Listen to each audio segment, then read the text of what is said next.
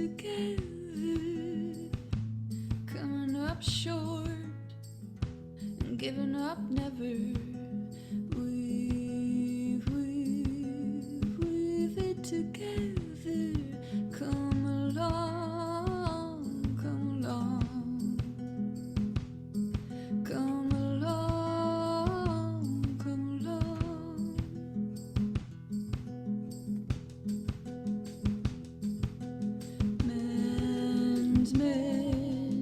Mending it together. A world on fire can't last forever. We're gonna mend it together. A stitch in time is gonna save nine. A stitch in time is gonna save nine. And I wanna be a catalyst for change, trying something different. I wanna change the rules of the game, 'cause even the smallest bird can fly up to the top of the tree. And I wanna be a catalyst and find out what could be.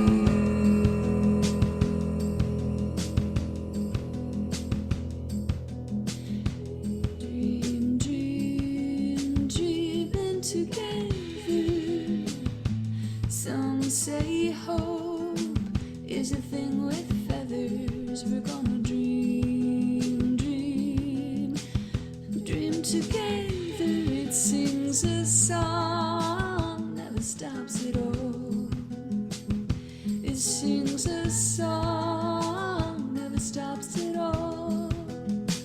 And I wanna be a catalyst for change, trying something different. I wanna change the rules of the game, 'cause even the smallest bird can fly up to the top of the tree. And I wanna be a catalyst and find out what could be.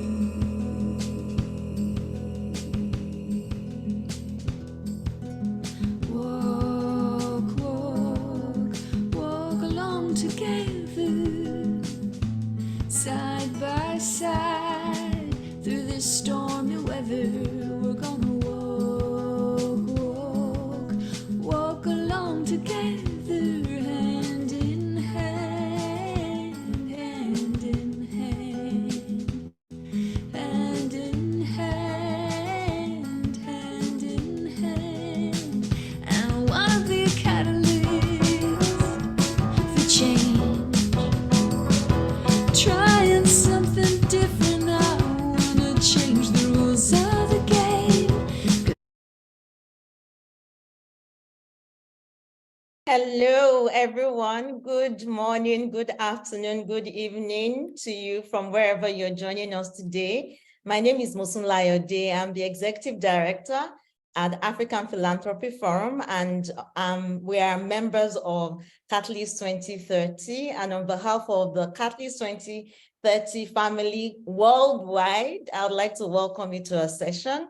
But before I talk about our session, just quick housekeeping rules. One, would like you to keep your video on if possible. Show your name and the name of your company. You can just go to the top of your box and rename to let us know who you are and the organization you're representing. If you're not speaking, please be muted, but when you're ready to speak, please unmute and speak. And if any technical any technical questions arise, just go to the support link or raise your hand. And I love this last point, enjoy. We invite you to enjoy this session. Brian, over to you.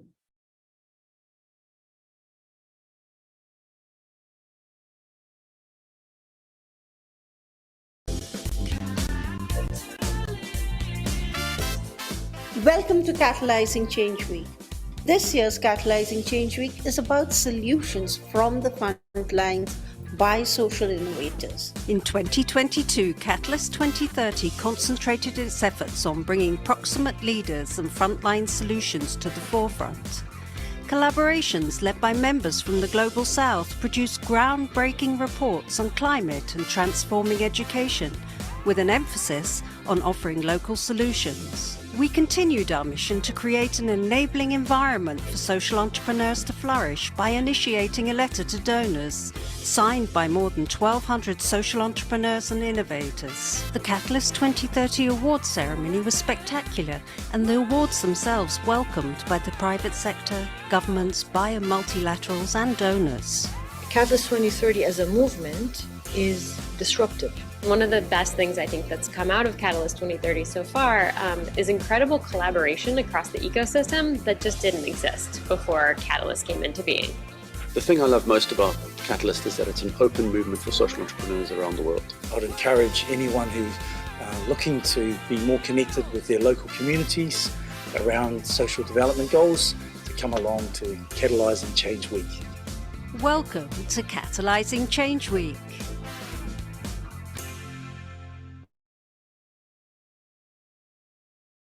Awesome. So once again, welcome to our session during Catalyzing Change Week. This is the greatest, biggest, fastest movement of social impact actors in the world, not in Africa, not in Europe, not in Latin America or Asia, in the world. So we're really excited to have you.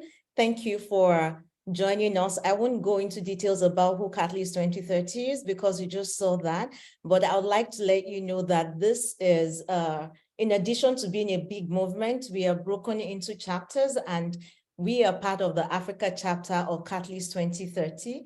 And in the Africa chapter, we have different pillars, and the pillar that is responsible for the session today is the funding pillar.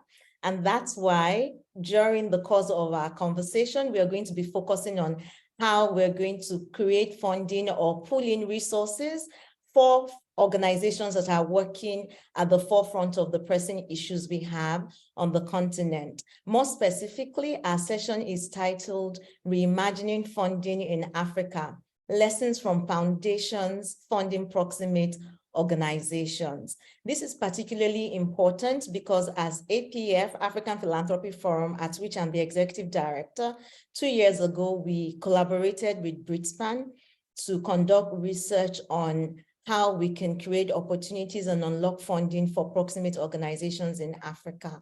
And this was based off of previous research by Britspan that showed that only 14% of funding by international organizations get to proximate organizations in Africa, and only 9% of funding from local, and by local I mean African donors, get to proximate organizations in Africa. The rest go to international NGOs and government. And we sought to understand what the challenges are, what barriers face donors and philanthropists as they look to support organizations on the African continent, the people who are really doing the work that need the money. How can we get money into their hands? And that's why this topic is interesting to us at APF, at Catalyst 2030, and also as the Africa chapter of Catalyst 2030. And that's why we have an incredible lineup of speakers today. These are organizations that are really putting their money where their mouth is. They're actually funding local organizations, and we want to hear more about the experiences and learn from them on how we can better unlock resources to drive change on the African continent. I'll introduce them and just give you a rundown, a quick introduction into who they are, and they will share more about themselves in a minute, but just to say that we have with us today Dr. Kennedy Mubaiwa from Higher Life Foundation. We have Gima Forge from T.Y. Danjuma Foundation. We have Dedo. I will not attempt to pronounce Dedo's last name. He says that his last name is a full paragraph on his passport.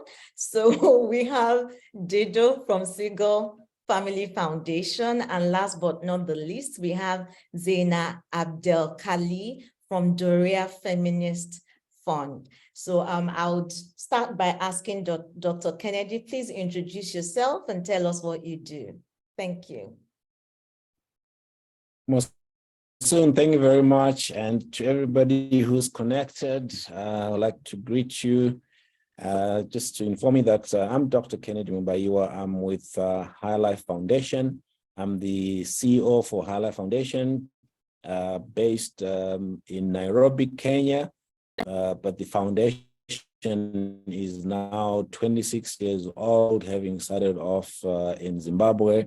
We've expanded the foundation now to Burundi, to Lesotho, and also to Kenya. And key pillars that we focused on in the foundation is we do quite a bit with regards to education. We also invest in healthcare. And last but not least, we also invest in sustainable livelihoods with a focus on reimagining the rural space in equipping people that are rural-based and allowing them to have sustainable livelihoods. I'm sure as we go along and have this conversation, a lot more I'll reveal on this work that we're doing all across these. Thank you, Dr. Kennedy. Welcome again. Gima, please introduce yourself. Thank you, Musu, and good afternoon, everybody, or good morning where you are. My name is Gima Foje. I work with the T.Y. Danjuma Foundation. We are a private philanthropic grant-making organization based in Abuja, Nigeria. We do have offices across the country in 2 other states. The main thrust of our work is on health and education. We also do provide some support for humanitarian initiatives across the country. And now we are moving a little bit into research and documentation. So the research bit of our work will cover research around philanthropy, around health, around education, and generally to see how we can strengthen our programmatic trust. Thank you. Thank you, Gima. Zaina, please introduce yourself. Hi, everyone. I'm Zaina Abdel Khaleh. I'm the Executive Director of the RIA Feminist Fund. We're the first fund from the Middle East and North Africa region that supports the MENA region. We provide flexible funding to mostly informal feminist groups working across the region. And we're relatively a new fund. We've been around for the past couple of years. Awesome, thank you. And last but not the least, Dedo, who brings energy and vavavoom to the conversation. Oh my God, thank you for the kind introduction, Mohsen, and I'm extremely thrilled to be part of this really important group of people who have been moving mountains for the last decade on the continent.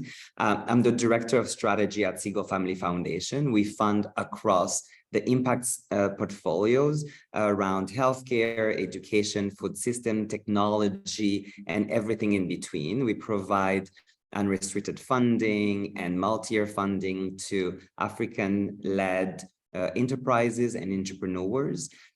We currently fund over 350 across Southern, Eastern, and Western Africa.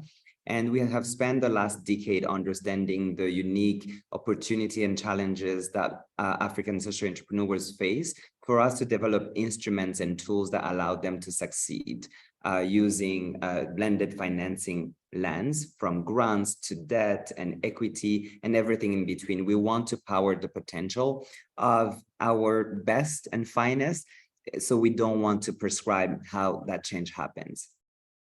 And I'm very happy to be here in a conversation with you all.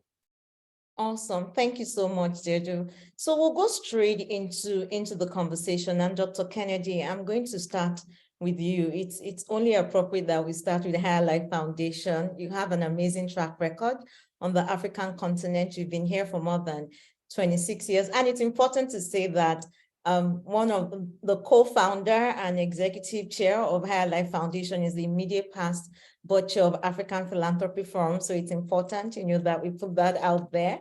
And also she is a pioneer board member. We're very proud to be associated with Higher Life Foundation. You do amazing work. And would like to know from you, given the work you've done over time, you've been in this space for several years, what would you say are the trends that you're seeing? What changes have taken place in the African philanthropy space over time? Mosun, that's a good question, and this space definitely been significant, change. Philanthropy, by its very traditional way at it, with a lens that is going back 26 years, was at that time more of responding to what is in your heart, what communities are having as a challenge, and you decide that I like to support those that are not being able to go into school, so I'll give out some scholarships, or there's some people that have got this particular challenge, I would like to be in that. So I think that has been the traditional way of looking at philanthropy, and it almost was under that umbrella of doing charity work. It was more seen as charitable work, and very little in terms of data collection was being done. Very little in terms of measurement of social return on investment or social impact investment. Tools were used. It was more of, what, we've got so much money for this year, that's what we're going to use to actually support our charity work. But if you then look into, if I speak mostly from where we have come from, we saw our work from about 2010, changing its face into, data collection. That data collection then led into data analysis, which then led into, proper strategy, to actually have a strategy, just like you do for a proper business, to actually say, what, let's put a strategy in place. And with that strategy, what sort of like structure do we need for the organization for us to actually be able to drive that particular strategy? And Mosun, I'm using Hala Foundation as a case study, so to speak. So at some point, we had like 4 trusts, that were running, and focusing on different things within the organization. But as we're moving towards this strategic approach to our investment, we then collapsed everything under Hala Foundation. And then from there, the lens became, a properly, strategy-driven, data-driven, return on investment measuring, bringing in elements to do with monitoring and evaluation. So you saw all of that, coming through. But at that time, we were still heavily focused on, our core work, which is still education. But then as you start looking into that strategy, you start then realizing that, but education is adjacent to this challenge. This education is adjacent to this challenge. For you to really realize the right impact from what you're doing, you then realize that there's need for you to open up your strategy a little bit so that you start bringing in, these other elements. So, if I then, start like generalizing then to look into this space, you're seeing that, there's more focus around investing rather than charity work. There's data-driven decision-making and evidence-based decision-making. There's a focus now on sustainability. At some point you just invested, but you didn't really think about issues to do with sustainability. And, philanthropy is also evolving into this space where, I've got so much, you've got so much. So instead of me wanting to have all the investment in one space. What about you bring your money, I bring my money? So there's a lot of collaborative philanthropy that is beginning, to also shape up. And one big one is around community-led philanthropy, where you say, you know what, let's go. So for Isla Foundation, we say that we go to the community. So we say we go where they live, we eat what they eat, we sleep where they sleep, and we listen, so that the solutions are actually co-created, by the community. And we've seen gender, being a focus area. So before you just go into a community and then you start, implementing. But now you really want to make sure, if you consider the gender, disparities that are critical, for the success of what needs to be done. And then issues to do with innovation. You go into these communities, before you think that what innovation is required for a community, but these days you go in, you listen, you actually realize that they can actually innovate based on what they have to actually come up with sustainable solutions to their challenges. And then there's also the big one is adaptation of digital platforms. We begin to see that especially if you look at some of the countries on the continent, there's more digital penetration that is now becoming critical, in actually doing philanthropy work. And then last but not least is also to do with how are we really equipping communities to really start building the structures, the frameworks, the capacity, that then people can bring in, this whole issue to do with sustainability. Thank you, Musan. Back to you. Thank you very much, Dr. Kennedy. There's so much to unpack from all that you just shared, but you've really given us an overview of how philanthropy has evolved over time. Just by starting from this, I need to support my community, and you just get in, you're thinking of solving problems. And then over time, you're beginning to use data. You're becoming more strategic about the way you give. You're looking at the interconnectedness of the issues. You may be working on a specific issue, like you said, education, but then you realize that it's interlinked with other aspects of life. And if you're going to be successful on that side, you have to look at these other aspects. And I think it's important that you touched on also you talked on collaboration, which is a big issue, or rather big, an area that we're really looking at in the social sector at this point, because we understand that one organization cannot solve the challenges that we have on the continent or anywhere in the world. So collaboration is important, technology is important. But the key thing, and I see that someone in the group, I believe that's Nadia, touched, or rather made a point when you talked about community, being community-led, listening to the community, being where they are, listening to them so that you can walk in their shoes and you can come up with solutions with them and not solutions you are designing for them. So thank you very much for opening that up. And I'll move on to Gima. Gima, you're in good company because we're moving from Higher Life Foundation to Tiwa Danjuma Foundation. And you've been around for quite a while as well. And you've evolved over time. You're doing amazing work across Nigeria, not necessarily. I know Higher Life Foundation is doing a lot outside of Zimbabwe there, in some of these countries that Dr. Kennedy has mentioned, but you are in Nigeria, but you've grown over time. I'm curious to know, what are the challenges that private and family foundations have faced over time, and how have they addressed some of these challenges, taking into consideration a lot of what Dr. Kennedy just shared?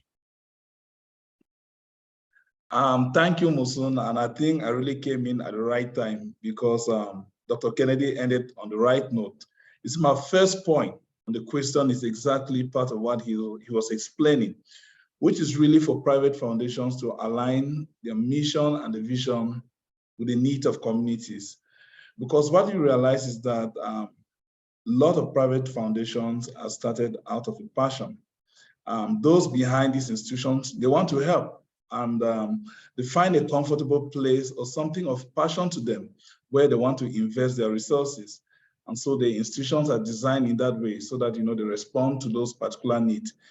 And even if from the start of the establishment, the needs are those that the communities really do want to address. The truth is that community needs can and they actually do evolve over time. So that brings to question whether also foundations, private foundations, should also evolve with these community needs in order to be more relevant and more responsive. I think it's a really huge question because a lot of time, organizations that were started to respond to particular needs realize at some point that, you know, the needs or the most pressing needs of the communities are completely disconnected from what is the mission and vision. And so there's that need, you know, for institutions also to look at their strategic plan, look at what their focus is, and try to realign with the communities in which, you know, they want to invest in. The second major challenge, which I'm sure a lot of the other organizations in-house will quickly identify with, is the regulatory environment. And here I'm talking about this spectrum of regulations from registration, taxation, and reporting requirement. And I mean, in our own case in Nigeria, you agree that, you know, there are multiple avenues for all of this, and it's quite a burden for a lot of organizations, and it can be challenging. And you really can miss out on a lot of them. And there are consequences at times, you know, when you miss out on some of those regulatory requirements. So it is something which I think institutions need to invest a little bit, research around those, and probably do some advocacy to get, you know, governments to streamline or, you know, be more lax. But there are quite, you know, a number of regulatory challenges when it comes to how private foundations do operate. Sometimes they're caught between NGOs and companies, and, you know, different interpretation by different agencies of government. So there's need for clarity there. The other one is the business environment where we operate in Africa. Before COVID, it was already challenging for a lot of economies. Post-COVID, investment in the banks have been so volatile. And for institutions that have investments in local banks, hoping to generate profit from those, to now invest back in communities in the form of grants and other social investment, it's also a little bit challenging, you know, to plan, anticipate what the budget would be like, because of the volatility in the business environment. For that, I really don't know what the solution is. Hopefully, you know, our governments get become more stable and more productive. That way, you know, the private foundation will be able to deal also well with the volatility created by the environment. Now, this other challenge for me is quite an interesting one, because while we say the business environment is volatile, and so the yields from the bank are quite limited. At the same time, governments are investing less resources. The resources that goes into social investment are dwindling. And inversely, for private foundation and those working within the social space, the challenges we now have to face are also, you know, constantly growing, because there's less investment by government into social investment and things which should be the priority of government. So the challenges are constantly growing. So there's constant pressure.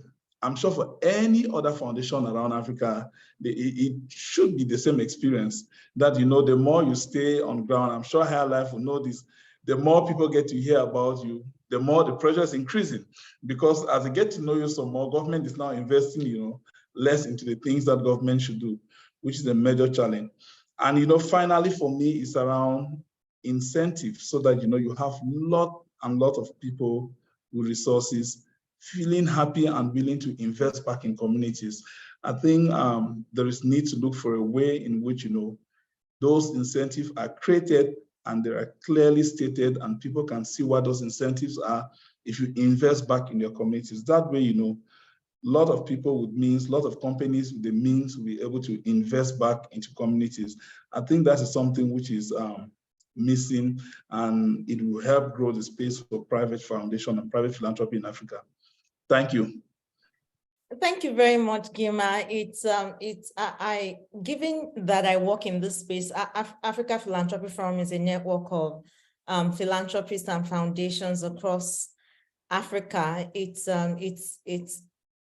just it's sometimes it's very challenging, you know, to hear the stories that are coming out, and you know, you see that it's the same, you know, from Argentina. Well, I was going to say Argentina. Argentina is not in Africa, you know, but from North Africa all the way to Zimbabwe, philanthropists are facing the same challenges, and these are foundations and philanthropists and individuals that are invested in making our communities better.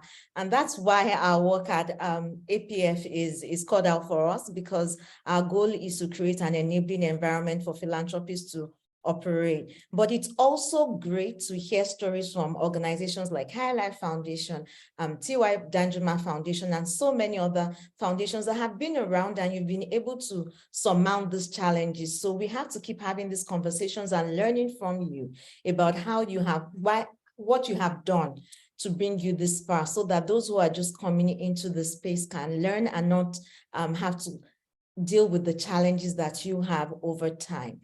And of course, we would continue to work closely with government as much as possible and showcase countries that are progressive when it comes to creating an enabling environment for philanthropists and philanthropy to thrive, so that others can make it easier for this work to be done. But thank you again for the work that you're doing. Zaina, I'm going to move on to you. You are not in Sub-Saharan Africa. You're in North Africa, and you also cover the Middle East, which is, we have similar challenges. But what is also interesting about you being here, beyond not being from Sub-Saharan Africa, is you are a feminist fund. A lot of people don't understand how that operates or how that works. Can you tell us what a feminist fund is, and in your own experience, how have funds like yours evolved over time, and how are you supporting proximate organizations? Yeah, so as a feminist fund, actually the rationale behind feminist funds, it's a trust-based model of philanthropy. So basically what the colleagues have.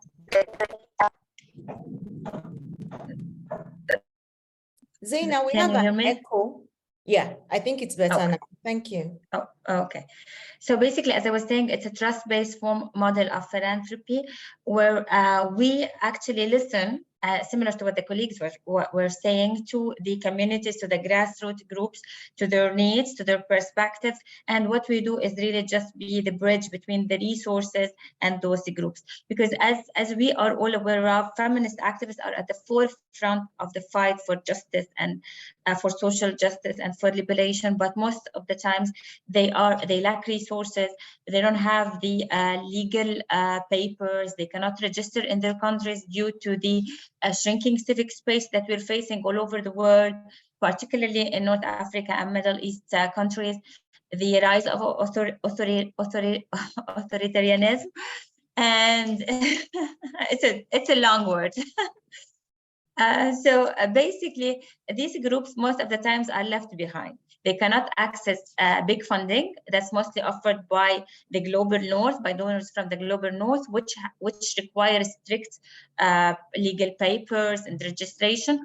So the role of feminist funds really is to bridge the gap between the resources and those working at the grassroots level.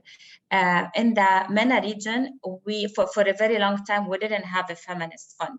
So this was the rationale behind RIA, which came into life a couple of years ago, as there was a sheer need for a mature funder that's able to capture the need of the groups and to link it with the donors globally. So feminist funds really work, they offer flexible long-term funding that's responsive to the needs spelled out by the groups that they support. And also we at Duria, we really emphasize feminist homegrown knowledge. We believe that we're a region where a lot has been said about us, but not by us. So also narrating our own stories is really something important in philanthropy, because we want to amplify the voices of the people as stated by themselves, as the struggle as they have lived it. So this is more or less like the role of feminist funds, and we can really dwell more about it as we go along with the discussion. Awesome. Thank you so much, Zena. I really like what you ended with, and that is about narrative. Narrative is really important in this space. We have to own our story. We have to tell our stories, or somebody else will tell the stories for us. And it's great to hear that you're doing a lot of work to connect grassroots organizations to the resources that they need. And it's a great segue to Dedo. Who is with Segal Family Foundation, and that is a foundation I consider a rock star foundation because of how they work, how eclectic they are. They're very innovative in this space. So Segal Family Foundation, for those who are just joining, it's an American foundation and the only foundation that is non-African in this conversation. And they're here because of the work that they do in Africa. They're single-minded about supporting proximate organizations.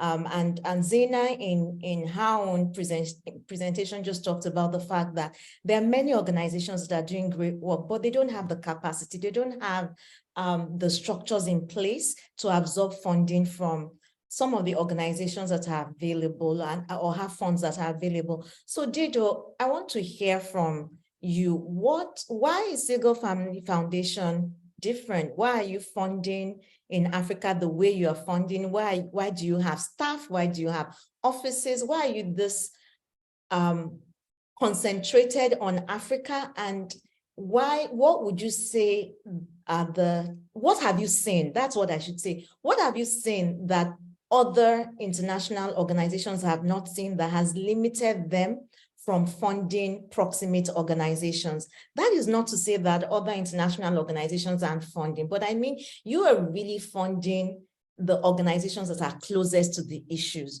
So tell us the why, and let us know what the challenges are for those who may want to do this, but don't know how. No, thank you very much, Mosen, for the kind words. But I also wanted to appreciate how Dr. Kennedy, Gima, and Zena started us off around the opportunities, but the challenges that exist in the impact space currently, and where possibilities around collaboration are possible. And I also agree with you that perception leads some of our perspectives. And for the Segal Family Foundation, maybe a little history for those who are not quite familiar with our work. Mr. Barry Segal started, as Gima said, out of passion. We are talking about 15 years ago, as a wealthy American businessman who wanted to work in philanthropy. And as you would expect, he went to the usual suspects, to the Clinton Global Initiatives, to the Concordia, to the UN, as a place where you find your advice on how to work. And then we started funding large organizations such as PSI, Save the Children, your usual suspect. And then a few years in his journey, he wanted to actually go see where action is happening, where all these organizations that he's funding are working. So he visited countries like Malawi and Rwanda and possibly Nigeria, and he made key observations that are still driving our work and giving. One, when he asked to meet people who are leading, he was introduced to your USAID, your World Bank, your international organization, and he thought it was absolutely bonkers if you would leave the US to be led by organizations whose headquarters are elsewhere. You know, you wouldn't bring an Indian or a Malawian to solve healthcare problems in the US. You wouldn't bring Japanese or Moroccan to solve gun violence in the US. You will have to find experts who understand the realities in order to succeed. And he thought that's how the sector needs to work. So some of his observation was that, one, the folks who have expertise and understanding of these problems and who live with the consequences of it are not close to solutions and are not close to the financing of it. And he said, okay, this is what our foundation aims to do. Then he hired a team of people who are experts in the space, who are from these places, to develop strategy and to lead the vision around what we want to see. So for an American organization out of New York, New Jersey area to do a leap and think about how do you bring folks whose voice and lived experience are important, expertise that long ago were not valued, trust, community, and relationships, rather than a fancy degree, to be part of this in order to solve it. That was one. How do we change the configuration and the composition of our team to reflect the vision and the ambition that we have? Second, how do we also change our leadership, our board, to also have expertise around this work, to be more infused with expertise of folks who are from Kenya, from DRC, from across the world, because in order to change, you need all that at the top level executive, to have folks who are from Africa and who have expertise around solving issues in the aid sector. Second, it was the realization that there's a history, as Gima said, around our business environment, the landscape in which we operate. Taking a few step backs, it's a sector that has been framed by the UN in the wake of the World War. How do you solve issue? How do you maintain peace? And particularly, how do you use the same experience to build impact organizations across the world? And mostly they've been focusing on Africa.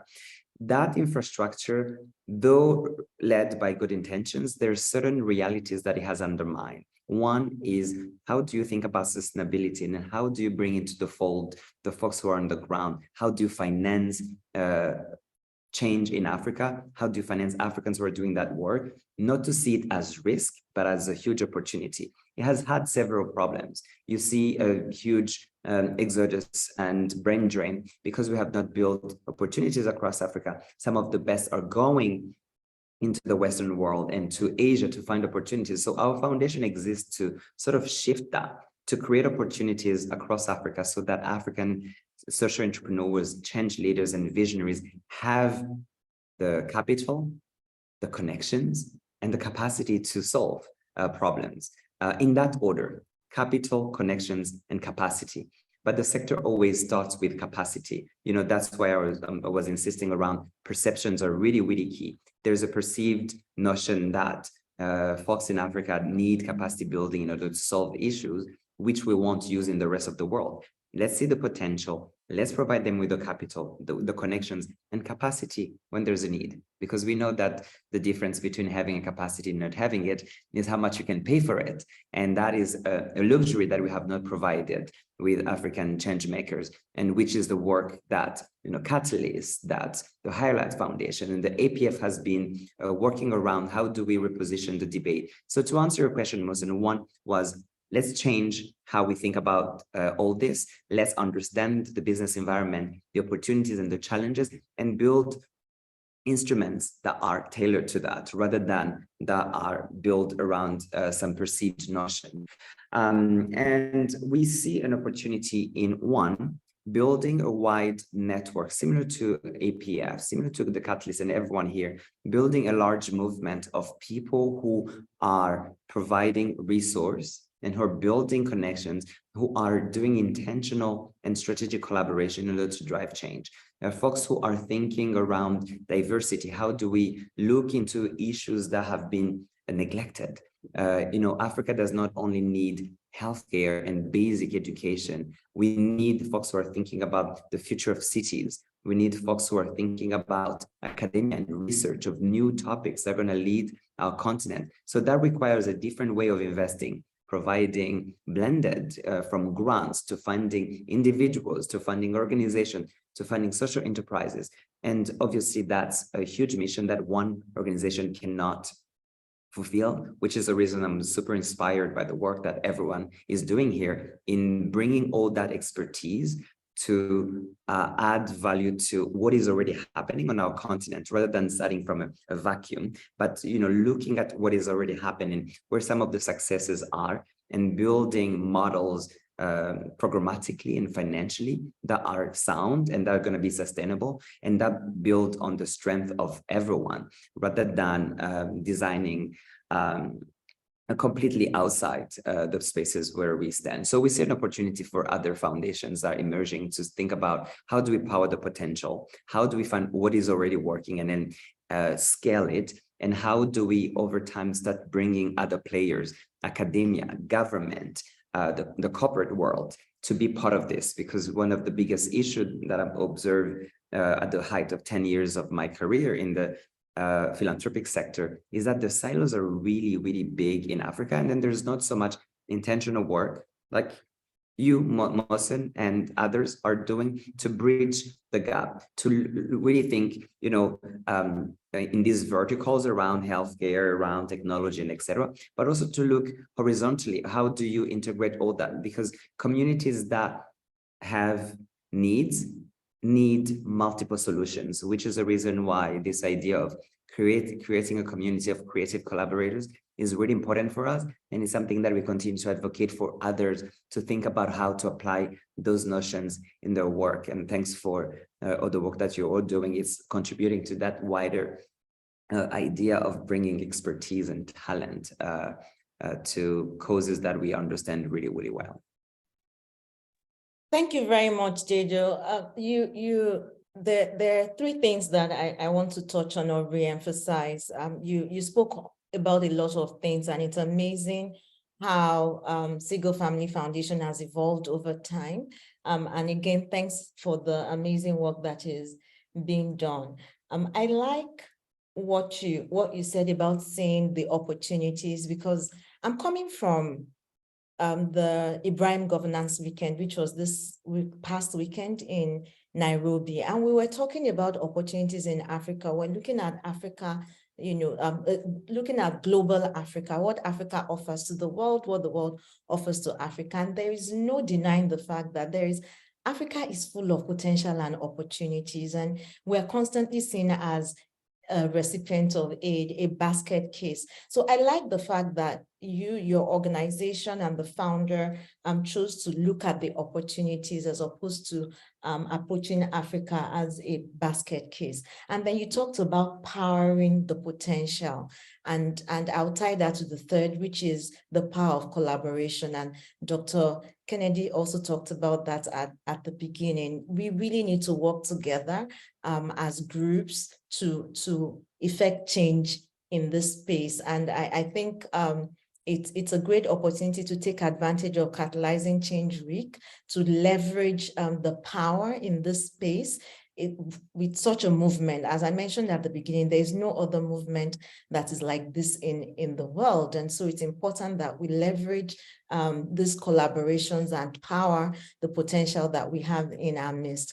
Before I move on to the next question, and Gim, I'm coming to you, so please get ready. I just want to touch on a few things. One, I see some activity in the chat section, but not everyone is engaging. So please, if you haven't introduced yourself, tell us who you are, where you're joining us from today, and feel free to contribute as we have these conversations. Also, Africa is not just Anglophone. We have Francophone Africa. So there is an interpretation button somewhere on your screen. On my own computer is at the bottom. Yours could be at the side, at the top. I don't know where it is, but just look for the interpretation button so that you can listen in French, because this conversation is in English. Now, Gima, Dejo just talked about, he's from an international organization, and he's talked about how they came into the space and how they've looked at the space and adapted to our own context, as opposed to bringing their own solutions. So I'm curious to know, is African philanthropy different? Is it practiced differently from the global north? I'll go back to this weekend. So we had a session at the Ibrahim Governance Weekend, and the whole conversation was focused on leveraging global Africa to unlock abundance in African philanthropy. But we spent a lot of time defining what African philanthropy is or what it's not, whether it's a Western concept, so I don't need you to define it, because I don't know that we can define it at all or in this meeting. But do we practice philanthropy differently? And what is unique about African philanthropy? Because this is a global meeting, and it will be interesting to know, especially for those who are signing, our counterparts that are signing in from other parts of the world. Thank you so much, Moso, and thank you, Dedo, for really the excellent presentation about your work. It seemed as if we had a conversation before this meeting. You are muted, Gima. You're muted. Oh, sorry about that. Thank you, Moso. And thank you so much, Dedo, for the excellent presentation about the work you do. I was saying to myself, it felt as if we had a conversation before this meeting. Moso, to your question, I saw also the research, the work you did with Bridgespan. And I think even if you did not define it at the Mo Ibrahim Governance Week, there is consensus around the table that it is something which is ingrained in our own culture also. Philanthropy is ingrained in our culture. There is clearly something called African philanthropy.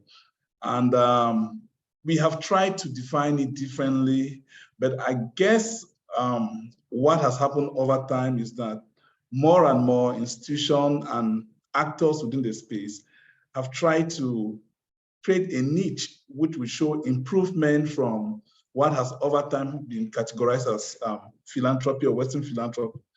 And what do I mean by this?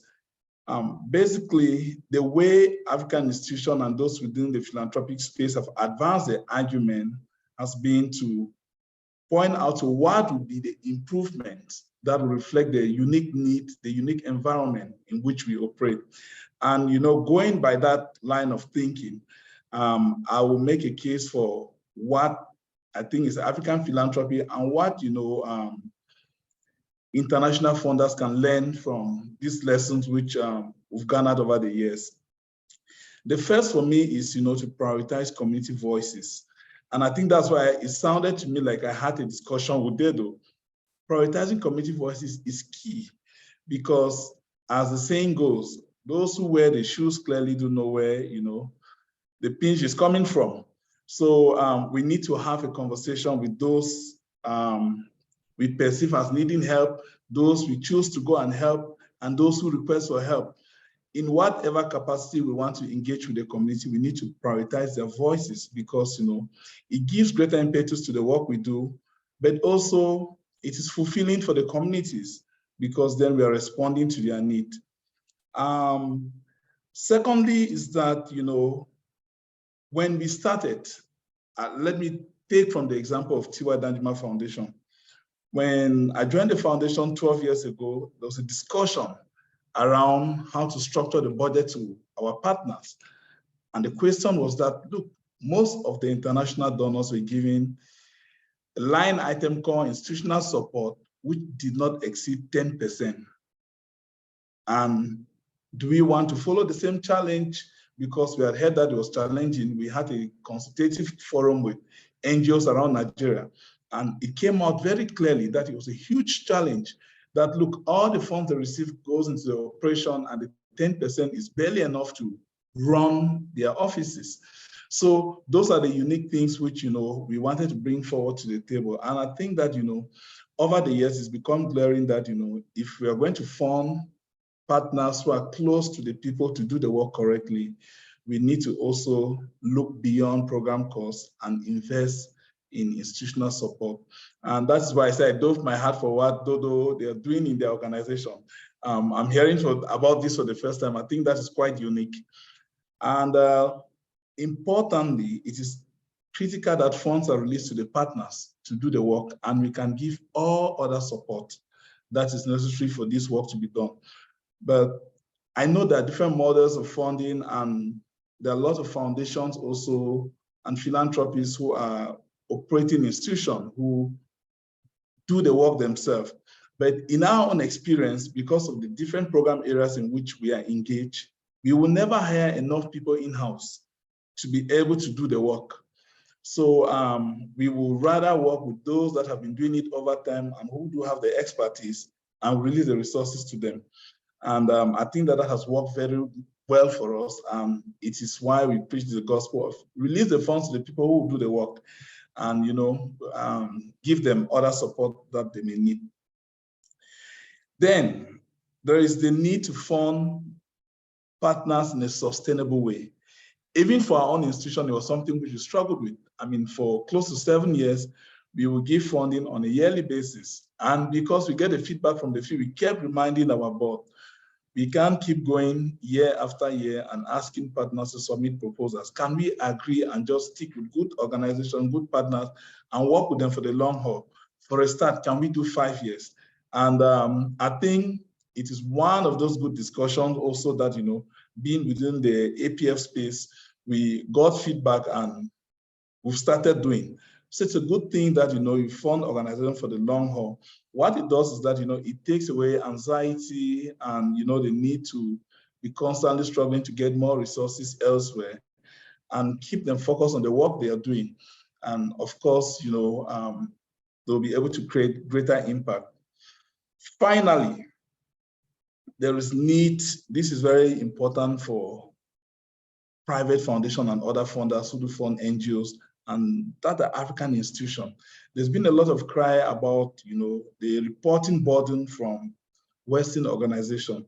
I think that it would be really unfortunate if we replicate the same thing. The reporting requirement, we need to find a way of streamlining. I can tell you firsthand that, this is something we've gone over and over with. It is never very easy to make that change, especially if we started with excessive reporting requirement. But it's a change that is necessary because while due diligence is good, it is also not a good idea to use your due diligence process to overburden the partners. They spend more time reporting than doing the work, which is a huge challenge. It's very important that we work based on trust and reduce really the reporting requirement to the bearable minimum. Thank you. Thank you very much, Gima. I always have to remind people that APF is not, we're not a foundation, we're not donors, we're NGOs as well. And so we raise funds and we write reports. And that is that's such an important point. And I'm glad that it's a conversation that is at the forefront at this time. And I know, again, working with donors, I know that they're really thinking through how to simplify the process. Reporting is important, but obviously they do not want to overburden their grantees with this. So thank you. And if I had a golden buzzer, for those of you who watch X Factor, if I had a golden buzzer, I'll press that for T.Y. Danjuma Foundation right now, because making that decision to go to give long-term, maybe a golden buzzer and a half, maybe, because I think there's something we still want from you, but at least you've gone long-term. What we want is unrestricted. You started long-term, so let's at some point get unrestricted. But I think it's an amazing example from an African foundation, an indigenous foundation, to give as long as 5 years. And would like to see more, would like to hear your story. So golden buzzer, bam, for you. So Dr. Kennedy, I'm coming to you at this point. Higher Life Foundation is, you're huge.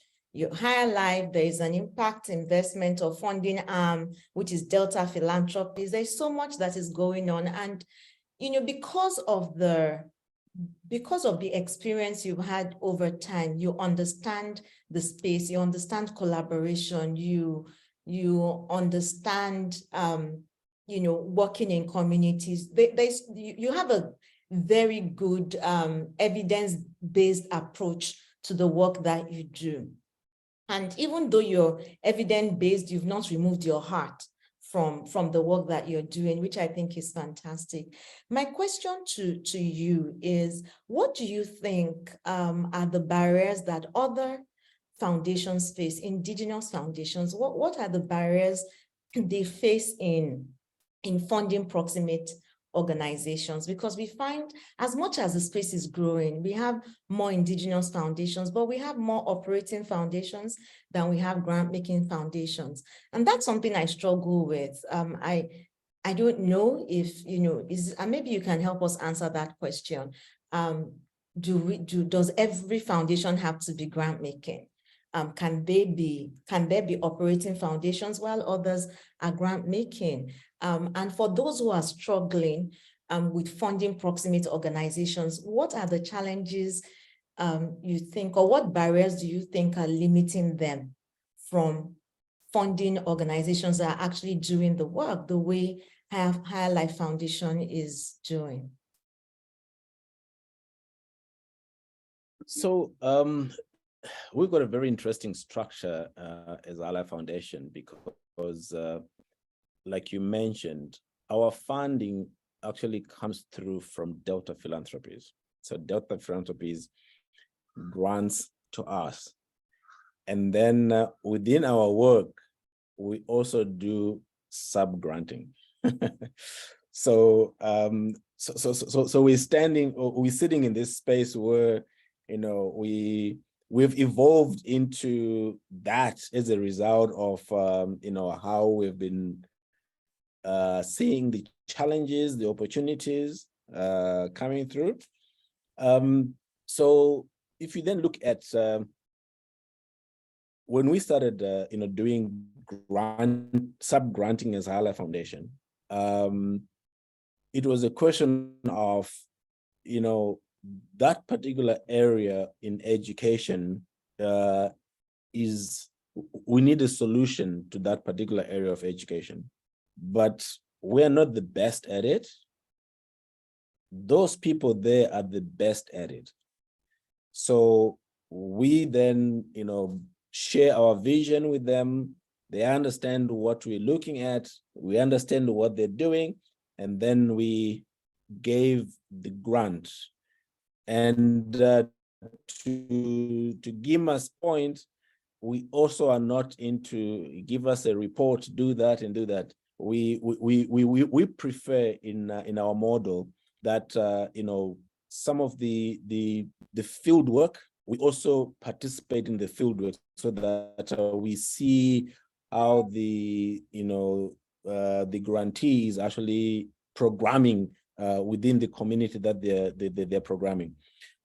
So for example, recently, you know, in our strategy, we realized that COVID during the, you know, the pandemic period, we had quite a significant number of young girls, you know, that fell pregnant in some parts of where we work. And we needed a solution that looked at how best, you know, can you help young girls, one, to not get pregnant, two, to go back to school after they've given birth. And it's a space that we're not experts in, but we looked for organizations that are good in that space, that actually are based in those particular provinces in our country. And we gave the grant to the people that actually are on the ground. I think for us, you know, we did not have to put too many hurdles for ourselves to give out the money or to give out the grant. We actually put systems on our side to make sure that the impact that that particular organization was already seeing in their work is actually, you know, amplified. So if I go back, Mosun, to how we have sort of like conceptualized the work that we do, so that I also bring in some of the challenges that you know, people might have in or philanthropists might have in actually giving you know, grants to those that are actually doing the work. The one thing that we've become comfortable with is that our granting is Delta Philanthropy grants to Higher Life Foundation, and Higher Life Foundation has got to be catalytic in the work that we do with the grant that we have received. And then when we sub-grant, we're also expecting that to be a catalytic you know, grant to the grantee. What do we mean by that? You know, Gima spoke about regulations. So for us, we have said, okay, instead of seeing a regulation as a barrier, we have really invested quite significantly in stakeholder management, especially at government level. That's number one. Number two, we've also then looked into what is the government strategy for the nation, be it Zimbabwe, Burundi, Lesotho, wherever we work. What's their strategy? Okay. so that the work that we're looking at is also aligned with the government strategy. And you'd find that most of the challenges that most governments on the continent are working towards, either they're spelled out as SDG challenges, or they're spelled out within their own, but they are documents that actually support the work that needs to be done. So in that breadth, it becomes easier if the approach is within the breadth of what needs to be done. So if you look at health, if you look at education, if you look at sustainable livelihoods, those are areas that actually need to be addressed. So one, regulation, it's there, it's important, it's needed. The best is how do you best to work within that space of that regulation. Two, when you look at the sub-grant that you would like to give, don't put barriers onto the recipient. Put systems that help you to appreciate that what you have given, you can actually see the impact of what you have given. And then three, I think Dedo spoke about capacity. I've had this discussion before where you realize that the size of the amount becomes a hindrance to the giver, because they think that if they give, then it won't be utilized as it should be. So the question then becomes, but what, as a philanthropist, what are you putting around that amount to make sure that deployment of those funds are actually done properly? It might be a community or an organization that doesn't have all the structures that you'd like to be in place, but you then have got to facilitate the amount and make sure that the giving is followed by structures that help that amount to actually bring in the impact required. One of the things that we do a lot in High Life Foundation is we almost always pilot. Okay, so by piloting, it also helps us to make sure that it's a small investment. We appreciate what happens with that small investment. Failures are allowed, success is allowed, and things like that. And then we reshape. And then after that, we can then start increasing the investment in that particular area. So, so that's another way of doing that. And then, the other key thing as well is, I think Dedo brought in this issue around, I think you're asking, Gima, are we practicing Western type of philanthropy, or are we practicing, African philanthropy? I think sometimes what also become barriers for ourselves is the issue of definitions. So if you bring Western definitions into a community, it might then be a barrier for you who wants to actually be the investor in the community, because you're using definitions that you might not be able to answer or to see when you look into the community you want to get involved in. I'll just give you an example. I participated in a discussion on health and climate change, and there are already some definitions that are already flowing through from the global north. So in the discussion, I said, well, you're defining them in those definitions, but from where we stand, we do them because when we went into the communities, we found out that that's what the community requires. We didn't go into the community with the definition. We went into the community to understand what was going on. As the community defined its problems, then we were able to realize that, this is what needs to be done. But we didn't take the trouble of saying, okay, so in which bucket do we put this? In which bucket do we put that? To me, I find that that's another barrier for people when you come with a framework, you come with definitions, and you want to impose that into a community. It distorts what you're looking for, and you then might feel uncomfortable to do the investment because you think that the investment will not be looked after properly in that particular context. So that's some of the things that I would like to share and have experienced. Thanks, Mason. Thank you very much, Dr. Kennedy. I am loving this conversation. So much is coming out of it. I feel like we need another conversation after this. So Brian, please take note. We're going to troll the speakers and get them together again for Catalyst 2030 session. So Zaina, I'm coming to you. How do you see feminist funds supporting proximate organizations, say, in the next 5 years? What are you seeing down the line? Yeah, I mean, in the light of the conversation that we're having, I would like to note that a recent report showed that around 1% or less than 1% of all foundation grants are directed towards women's rights. So like less than 1% of all the money that goes to gender equality actually goes to feminists. So this shows the sheer need to actually direct, as we started our conversation, the funding to those working at the grassroots level at the forefront. So we need structural changes in the way we address philanthropy and how to reach out to grassroots groups. So, and this is actually the role of Feminist Fund, to advocate for more flexible, more resources and more flexible funding to informal groups at the forefront of the fight, yet they're not able to access this funding. Another point that I would like to add is really the important, and also building on the conversation, the role of Feminist Fund in building networks, creating synergies, empowering the groups by bringing them together, by sort of bringing up a common feminist agenda, if I may say, because, you know, to have collective power and to call for collective action, to be able to rally more support towards feminist, to support the feminist movement. And also coming back to the values, to the feminist values in terms of mutual trust, accountability, and transparency.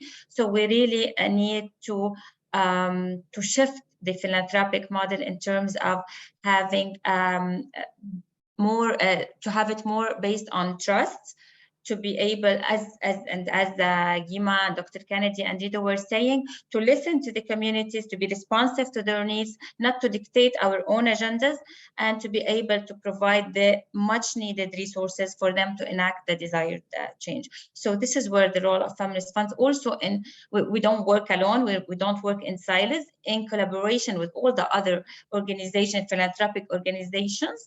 We wanna really shift the ecosystem. We wanna be subversive enough to be able to direct more resources to those who are much in need. Thank you, Zaina. Structural changes to how feminist movements are being funded, and we're talking about flexible long-term funding.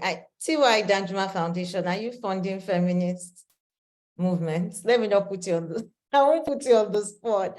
But yes, I think that those are very strong points that you have made. I'm actually at well, not feminist, but very gender-focused workshop right now. I stepped out to moderate this session, and these are conversations we're having. Even at African Philanthropy Forum, I mentioned at the beginning that our immediate past chair, Mrs. is the co-founder at Higher Life Foundation. And at our conference last year, we launched the Africa Gender Initiative, and it is really focused at unlocking funding for organizations in Africa. Generally, it's part of a bigger fund, but for Africa, we're looking at raising $50 million over the next 10 years to support organizations that are creating opportunities for women and girls. And a portion of that is supposed to go to feminist movements as well, you know. So those are important points. And you also talked about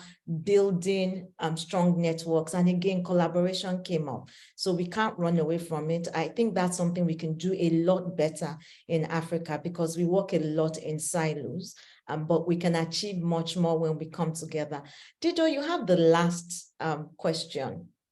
And that is really, again, back to the hat that you're wearing. As I know you're African, but you're wearing a hat of Sigo Family Foundation, which is a non-African foundation, but you've talked about so much in terms of your innovation and flexibility and how you're giving grants, there is equity, there are different things that you're doing as a Good Family Foundation, adapting to our own context on the African continent. And as I mentioned at some point, this is a global movement.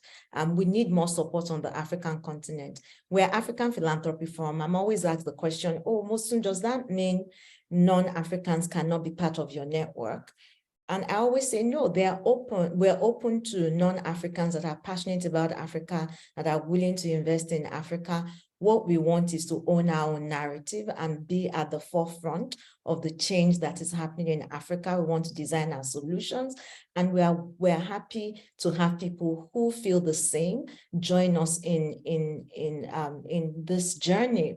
And so my question to you, Dijo, is there are some people that may want to join us in this journey, because we're talking about unlocking funding. That is what the session is about. So for those who want to join us on this journey, can you tell us 3 things that they should think about as they come along as international donors that want to support proximate organizations in Africa? Oh my God, Mohsen, it's going to be hard to summarize all the things that need to happen in Africa in 3 bullet points, but I will attempt. But I wanted to circle back on a few things that Dr. Kennedy and Zaina have shared. I personally believe that perceptions yield perspectives, and perspectives yield purpose. So with that in mind, Sigo Family Foundation wants to be the partner of choice of African change makers, individuals, organizations, social enterprise, and everything in between. So with that in mind, we break the silos even within our own organizations. We don't want to just fund nonprofits or social enterprise uniquely. We want to find where talent lives and figure out ways to do it, because we can. So we encourage other philanthropists and funders and investors to really think along those lines. And you asked really good questions to Dr. Kennedy and how to break barriers. I think there are a few ways that could happen. One, it's in bridging the gap between perception and reality. There is a sheer amount of leaders and change makers and enterprises in Africa that are really leading the charge. How do we bridge the gap between philanthropies and investors with them? In hosting places like this, in organizing site visits, that people are able to see each other's visions and passion and then design with that. And I think there is also an idea around creating unicorns. You know, Gima talked about this. How do we create unicorns across Africa that can inspire how future modeling could look like and how change is happening? And there's an element also around holding others accountable. There's so many things that are happening, good and bad. But I think our sector is really shy to say, this is not really working out pretty well. Let's look into it. And we have the leverages to do that. We have governments on our side. We have instruments on our side to help us, you know, learn those lessons, not just cover up everything. And I think there's also another element around how do we encourage African investors and philanthropies to not only fund their own missions, but to look into some of the best things that are happening around them, because that's how they expand their space, that's how they expand their power, and that's how they build legacy, to really adopt what the Western philanthropy has done, to see change beyond their narrow lens of the world that they want to see, but to see it through the lens of the ecosystems in which they work. That there's so much power in there. That will have to be around building trust. How do we build trust around that? And another element, and then I'll come back to your point, I promise, is how do we just help... to know you have less time responding to that point. How do we help the new money to structure their giving, right? There are techniques and mechanisms around that. So we could think about how do we help the new money across Africa to do that. So the 3 points: 1, let's build teams of experts that understand how to do this, that are also creative and radical, to look into opportunities. And it's on the one hand also funding coalitions, collaborative platforms like this for people to share beyond selling our own missions. And the third piece is funding pots of this vision. How do we get other funders and investors to fund African Philanthropy Forum and initiatives like the Catalyst for it to grow, to not only fund programmatically, but to fund coalitions, to fund platforms, to fund movements.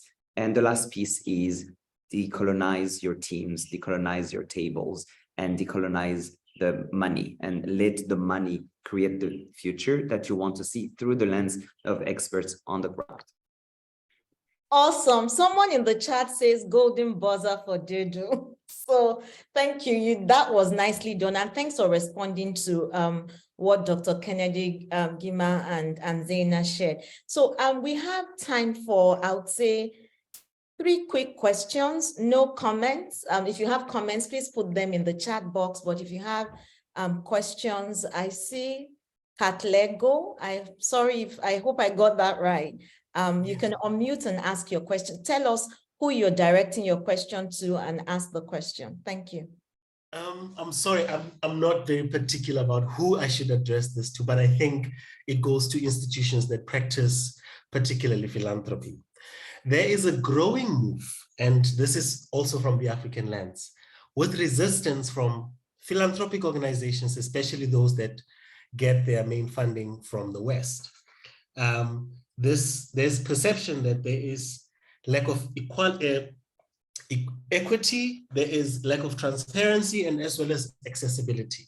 How can you make sure that as philanthropic institutions that particularly operate in Africa, you can find ways to seed powers to communities?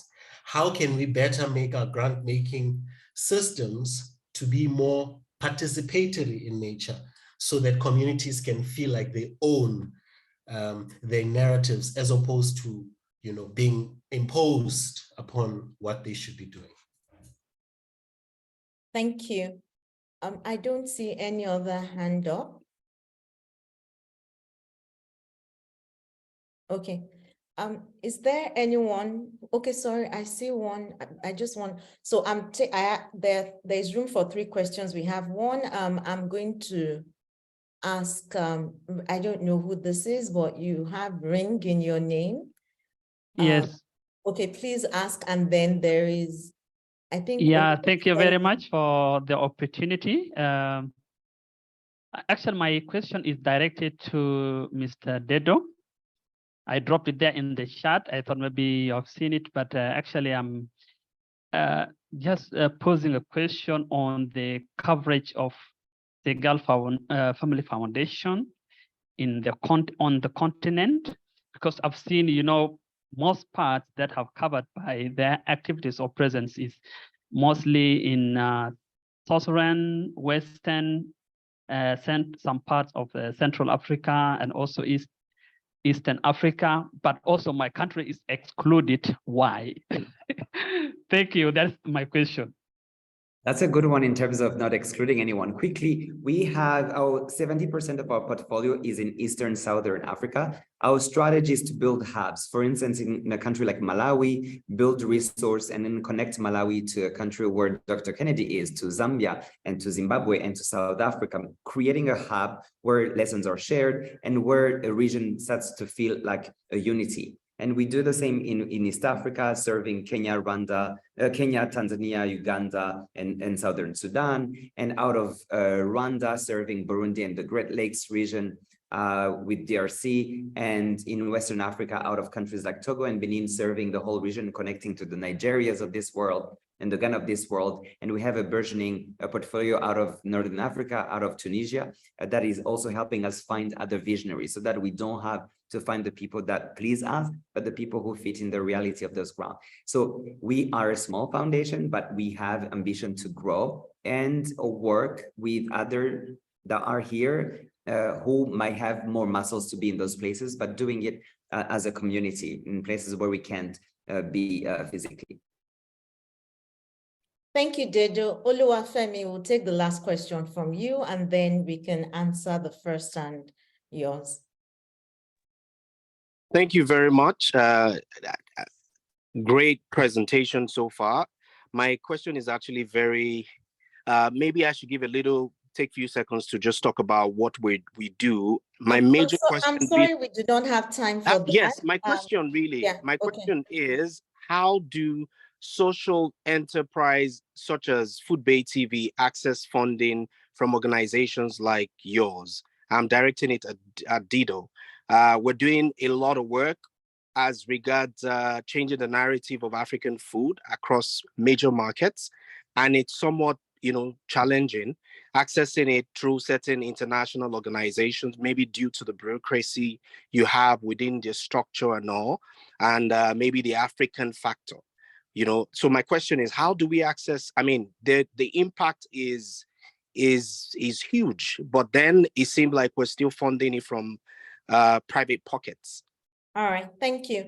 Dejo, you have the mic, so you can answer that quickly, and then Dr. Kennedy or Gima, whoever feels comfortable answering the question around ceding power to communities in the grant-making process specifically, please answer, and then we'll wrap up. Thank you. Quickly, just an element of nuance. Dr. Kennedy talked about definitions. I think when we talk about community, it's really good to understand that it's not people who are poor or bare feet. We're talking about a seasoned entrepreneur who went to Ivy League schools. We're talking about a member of government or parliament who is passionate about change. So I just wanted to throw that in there as a point of nuancing. So the question around, there was a question that I was asked is about how to access financing for missions around food systems across the continent.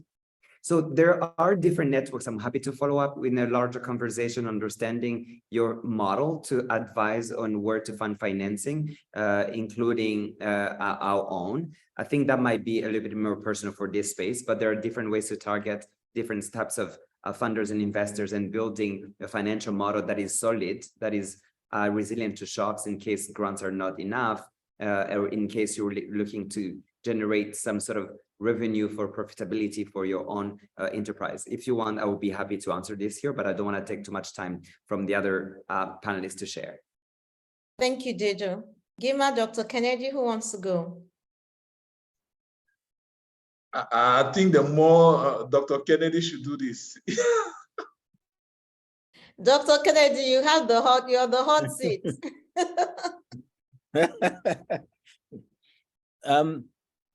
So the issue of ceding power to communities, if I make reference to our work, I think it's important to make sure that the communities we work with, they actually are the ones that are empowered with the narrative of why we're working with them and the solutions that we're actually, addressing. I know that, in the philanthropic world, in the development space, we write reports and then we want to publicize information on, how many, communities we worked with, how many people we touched, what was our impact and all that. But I think there's this great need to make sure that, the narrative of the communities that were actually assisted are actually built up. So some of the work that we do is that we want to make sure that, for example, I did mention, the organization we worked with the young girls that had fallen pregnant during the pandemic, is to do, like, for example, we've got newsletters, we write about their stories so that we make sure that we publicize that they are the ones that actually did the work. So that they are empowered in that way, because what it does, it gives them a platform to also be visible to funders. And then another thing that we do as an organization is that on Fridays we have what we call a power hour, where we bring in some of these organizations that will have granted to, and they come and then they share on that platform the work that they're doing in their communities, so that they feel even more empowered with the work that they're doing, and we don't hold on to their narrative, so they also use their narrative in other platforms for them to also be visible. I think whilst I have the mic, I also want to say that it's important for foundations like us, who have been in the space for so long, to also highlight our, the partners or the other organizations that we've collaborated with, especially the ones that are, in the communities, to make sure that they're visible to other, philanthropists, be it in Zimbabwe, Burundi, or wherever it is, so that, direct granting can also come through to support and increase the impact of their work. Thanks, Mohsen. Thanks, Dr. Kennedy. Zaina, I saw your hand go up. 1 minute, please. Thank you. It's a very short one, but answering the question, most of the feminist funds, they adopt the participatory grant making model, where our review committee is comprised of activists from those who are eligible to apply to actually get our grants. So they decide on behalf of their communities who get the grants. Thank you very much, Zaina. Thank you everyone for participating. Dr. Kennedy, Gima, Dejo, and Zaina again. It's been an amazing conversation. I've seen so many comments. Some sent directly to me to say this is one of the best sessions they've attended this week. So well done. We all deserve a golden buzzer. Pam! All right, I saw Jeru coming at some point. Many of you may not know Jeru is the power behind Catalyst 2030. Well done for your amazing work. Brian is working behind the scenes. Thank you for organizing and putting this together, making my work a lot easier. And thanks to everyone that joined. You can already see the slide that is coming up. There is so much going on. You can be a catalyst, nominate, shop, sign, share knowledge. I mentioned at the beginning, we have different pillars. And I know that there's another pillar in the Africa chapter tomorrow. It's on job creation and career counseling. Please sign in tomorrow. It's also at 2 p.m. Central European time. Thank you for your time and thank you for staying all through. It was wonderful having you. Bye-bye. Bye. Did you want to say something? Jeru, are you there? I am there. I'm there very much. I just wanted to say fantastic session. Really nice to hear. Thank you for both you, Masoon, and the speakers. Great session. Thank you. Awesome. Thank you. And thanks for all you do. Thank you. All right. Bye-bye, everyone. Sign in for the sessions.